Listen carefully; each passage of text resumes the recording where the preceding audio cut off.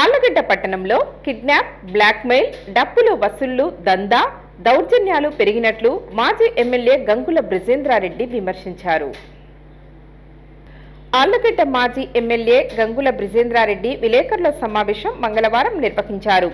TDP ప్రభుత్వం అధికారంలోకి వచ్చిన తర్వాత ఆళ్లగడ్డ పట్టణంలో అరాచకాలు, దౌర్జన్యాలు, కిడ్నాప్లు, బెదిరింపులు, దాడులు కొనసాగుతున్నాయని విమర్శించారు.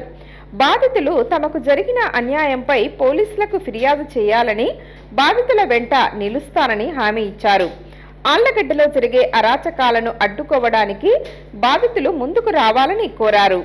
పట్టణంలో బ్లాక్మెయిల్ చేయడం, లక్షలకు లక్షలు డిమాండ్ చేయడం వంటి సంఘటనలు జరుగుతున్నాయని తెలిపారు.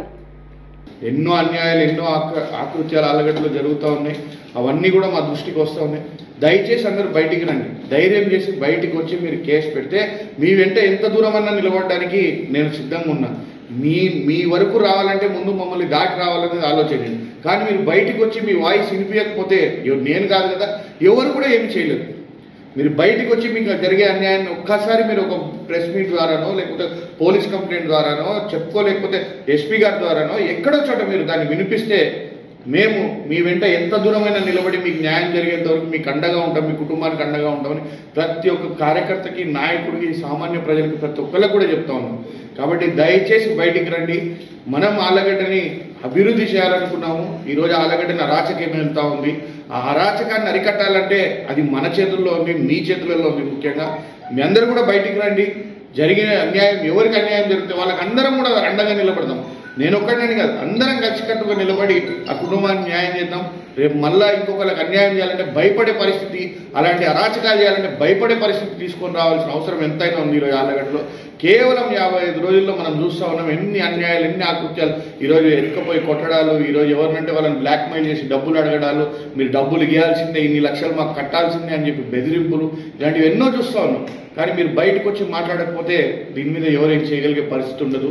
కాబట్టి ఖచ్చితంగా ప్రతి ఒక్కరు కూడా బయటకు వచ్చి మాట్లాడండి. మీకు నేను అండగా ఉంటాను, మా పార్టీ అండగా ఉంటుంది, మా వర్గం మొత్తం అండగా నిలబడి మీకు న్యాయం జరిగేట్టు చూసే బాధ్యత మేము తీసుకుంటామని చెప్పి అందరికీ కూడా తెలియజేస్తూ, ఆళ్లగడ్డ శిల్ప కళాకారులను వేధింపులకు గురి చేయడం పట్ల ఆగ్రహం వ్యక్తం చేశారు. శిల్ప కళాకారులను ప్రోత్సహించాల్సి ఉండగా వారి మీద పడి తినే పరిస్థితికి దిగజారడం జరిగిందన్నారు. టన్నుకు 200 రూపాయలు వసూళ్లు, షెడ్డుకు 2000 రూపాయలు వసూలు చేయడం దారుణమని విమర్శించారు. ఆళ్లగడ్డలో ఈరోజు యాదాద్రి టెంపుల్కి పోతే కూడా ఇక్కడ మీ ఆళ్లగడ్డ ఆచార్యులు సార్ ఇక్కడ టెంపుల్ నిర్మించిందని చెప్తారు. ఎక్కడెక్కడో వేరే ఇతర దేశాల నుంచి వచ్చి ఈరోజు ఆళ్లగడ్డలో టెంపుల్స్ ఆర్డర్ ఇచ్చి తయారు చేసుకునే పరిస్థితి ఉంది. ఈరోజు వాళ్ళు ఆ శిల్పులందరూ కూడా ఆళ్లగడ్డకి ఒక ప్రత్యేక ఇది గుర్తింపు తీసుకొచ్చారు. శిల్పకళకు ఆళ్లగడ్డ ఒక ఇది అన్నట్టు. వాళ్ళని ప్రోత్సహించాల్సింది పోయి వాళ్ళ మీద పడి తినే పరిస్థితికి ఈరోజు దిగజారుతూ ఉన్నారు ఈరోజున్న ప్రభుత్వాలు. ఈరోజు వాళ్ళు ఎక్కడి నుంచో స్క్రాప్ రాళ్ళు తీసుకొని వచ్చి వాళ్ళు పని చేసుకుంటుంటే ఆ రాళ్ళకి టన్నుకు 200 రూపాయలు మాకు కట్టాలని చెప్పి వసూలు చేసుకునే పరిస్థితి. ఈరోజు వాళ్ళు ప్రతి శిల్పులు కూడా 2000 రూపాయలు ఒక్కొక్క షెడ్డుకు మాకు ఇవ్వాలని చెప్పి వసూలు చేసుకునే పరిస్థితి. ఎందుకు ఈరోజు వాళ్ళు ఆళ్లగడ్డకు ఒక మంచి పేరు తెచ్చారు, ఆళ్లగడ్డకు ఒక గుర్తింపును తీసుకొచ్చారు. అటువంటి వాళ్ళని ఇంకా ప్రోత్సహించాల్సింది పోయి ఇట్లా మీద పడి టీకా తినడం సరైన పద్ధతి కాదు. ఇది అమానుష్యం. వాళ్ళు కూడా బయటికి రమ్మని చెప్పి నేను ఆ శిల్పుల్ని కూడా కోరుతా ఉన్నాను. ఇవన్నీ మా దృష్టికి వచ్చినాయి. ఖచ్చితంగా మీరు బయటికి రండి. దీని తరపున మేము ఎంత దూరమైనా నిలబడి పోరాడతాం. మీతో పాటుకి అవసరమైతే ముఖ్యమంత్రి దగ్గరికి వస్తాం, లేకపోతే మీకోసం ధర్నా దీక్షలు చేసినా కానీ మీ హక్కును ఖచ్చితంగా కాపాడుతామని చెప్పి మీ అందరూ కూడా తెలియజేస్తాం. అహోబిలం గేట్ టెండర్ తగ్గించి వేయడం జరిగిందన్నారు. 40 లక్షల రూపాయల టెండర్ను కేవలం 20 లక్షలకు వేయడం జరిగిందని విమర్శించారు.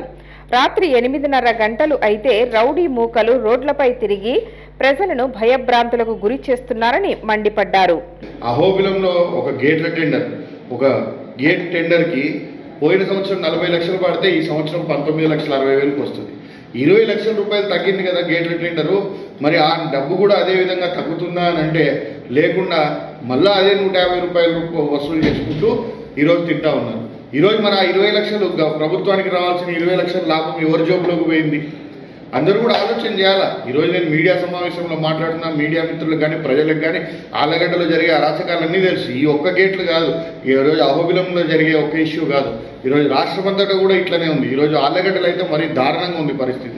ఈరోజు ఎలక్షన్ల ముందరేమో ఆళ్ళగడ్డలో ఉన్న సంత మార్కెట్ ఇంకోటి కానీ ఉచితం మేము రాగానే ఎత్తేస్తామని చెప్పి ఈరోజు మేము కావాల్సిన టెండర్లలో పార్టిసిపేట్ చేయలేదు, ఎందుకంటే వీళ్ళు ఎంత ఉచితంగా ఇస్తారో తెలుసుకోవాలని.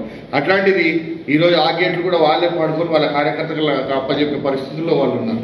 ఇలాంటి వాళ్ళు ఈరోజు ఇక్కడ ఎటువంటి రాజ్యాన్ని వెళ్తూ ఉన్నారో మీరు అందరూ కూడా చూస్తూ ఉన్నారు.